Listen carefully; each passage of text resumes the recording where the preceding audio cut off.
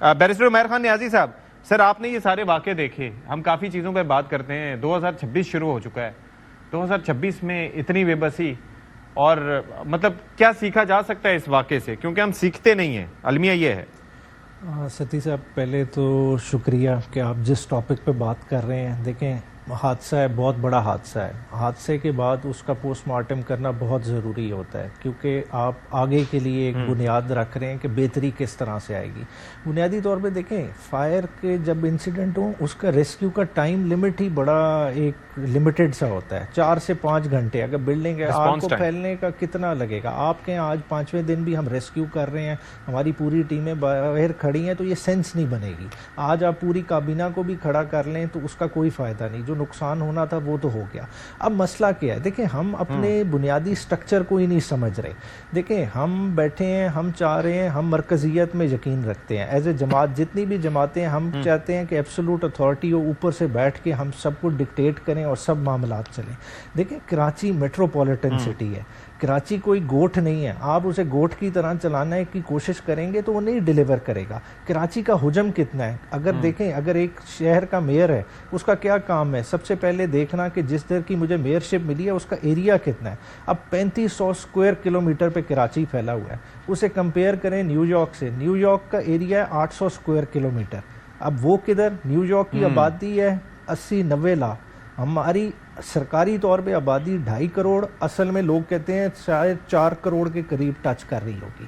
اب فائر کا انسیڈنٹ ہے تو فائر کے حوالے سے کر لیں، کتنے آپ کے پاس فائر بریگیڈ کے جو ہے نا مراکز ہیں؟ 30 مراکز ہیں۔ نیو یارک جیسے شہر میں جس کا حجم بھی کم ہے، اس میں 255 فائر اسٹیشن ہیں۔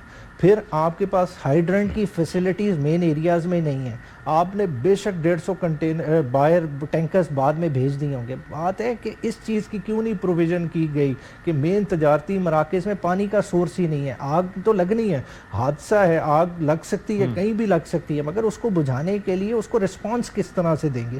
ہم نے کبھی کیٹر ہی نہیں کیا۔ یہ اس لیے نہیں کیا کیونکہ ہمارا فعال بلدیاتی نظام ہی نہیں ہے۔ ہم نے اپنے کانسٹیٹیوشن کے ساتھ مذاق کیا ہوا ہے، آرٹیکل 140A انسرٹ کر کے ہم کہتے ہیں ہم نے اپنی ذمہ داری پوری کر دی۔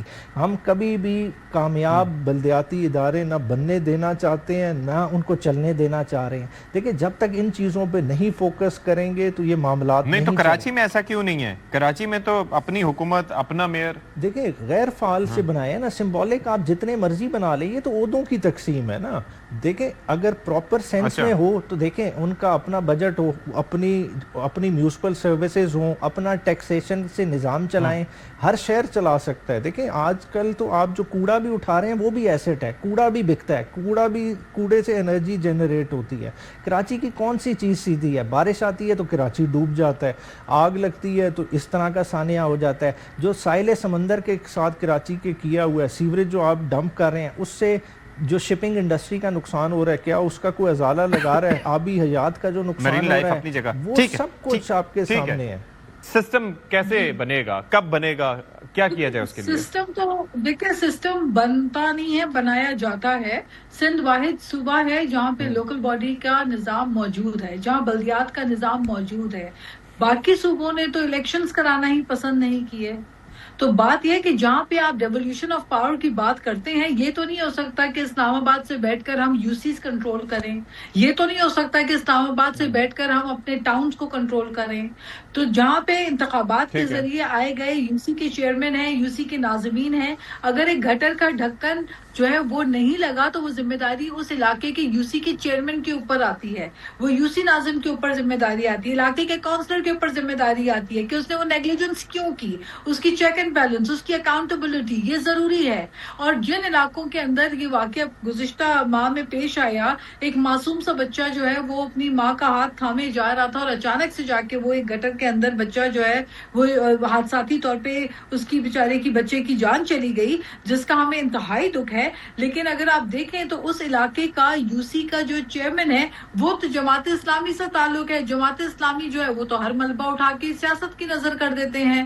ہر اتوار کو انہوں انہوں نے صرف سیاست کی نظر کر کے پاکستان پیپلز پارٹی کے خلاف کوئی نہ کوئی احتجاج نکال کے بھائی آپ خود بھی حکومت میں تھے, مسئلہ یہ ہے کوئی کہ ذمہ داری اونرشپ ہم کو مل کے لینی پڑے گی. میں کامنٹ چاہ رہا تھا مقصد یہ ہے کہ میرے علاقے میں, میرے حلقے میں اگر میرے یو سی چیئرمین ان کا تعلق پیپلز پارٹی سے ہے, وہاں کوئی اس قسم کا حادثہ ہو خدا نہ خواستہ, میں اس کی ذمہ داری ٹوٹلی اس پہ ڈالوں گی کہ ہی از ریسپانسبل فار اٹ. آپ کے یو سی کا بجٹ آتا ہے, آپ کے پاس پیسے آتے ہیں, تو بات یہ کہ جہاں پہ I get it Naz.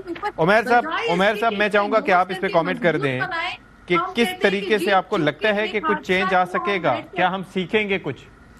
Naz I got your point جی. آسان حل ہے, دیکھیں لوکل گورنمنٹ کے سسٹم کو امپورٹنس دینی پڑے گی, دنیا نے کیا ہے, مطلب یہ کوئی مشکل کام نہیں ہے.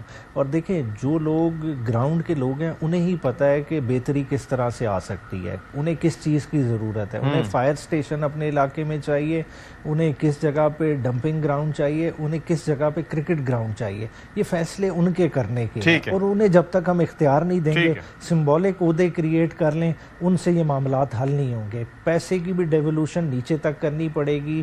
آپ این ایف سی میں آپ کو ایک سرٹن پرسنٹیج ان کی فکس کرنی پڑے گی جو بلدیاتی اداروں کو ہی جائیں, انہیں آپ پروونشل گورنمنٹس کے مرہونے منت نہیں کر سکتے. انداتا نہ بنائے پروونشل گورنمنٹ کو, that's the point. Thank you.